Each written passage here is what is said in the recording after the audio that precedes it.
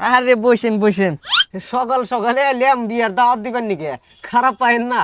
আরে খারাপ পাম কে? ওই গেদার মা 2 কাপ চা বানাওছেন? লাগবো না, আমি চা খাম না, খাই এসেছি। আমার ছোট বোনটার বিয়ে আপনার কিন্তু আশাই লাগবো। আরে আপনি এটা কি কথা বলেন? আপনার বোন মানে আমার বোন, আমি তো জামু এটা 100%। আর যদি আব্দুল্লাহ বস্তুর দরকার পড়ে তাহলে আপনি আমাকে ডাইরেক্ট করবেন। আমার জানি বাইরের থেকে শোনা নাই না, বাইরের থেকে শুনলে কিন্তু কথা খারাপ হবো। ওকে ভাই, তাহলে আপনি মিষ্টি 1 টিন দিয়েন, আর 2 না যাই 2 টিন দিলে হবো। আর আবার হিরোম আশা আছিল যে বড় গাড়ি দিব, তো 3 লাখ টাকা যদি দিলেন নি তাহলে আমার হিরোম উপকার হইল নি, মানে বড় গাড়িটা দেখালাম নি।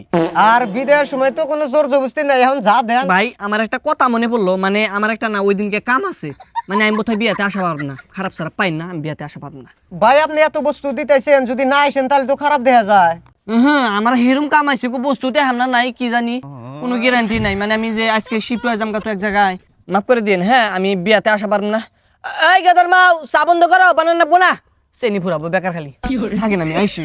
ও এটা নান করে এবারে এক কাম করে নোডেন, হ্যাঁ চেয়ার রং উঠতেছে জান গা, চেয়ার দিবার নিয়ে যাই।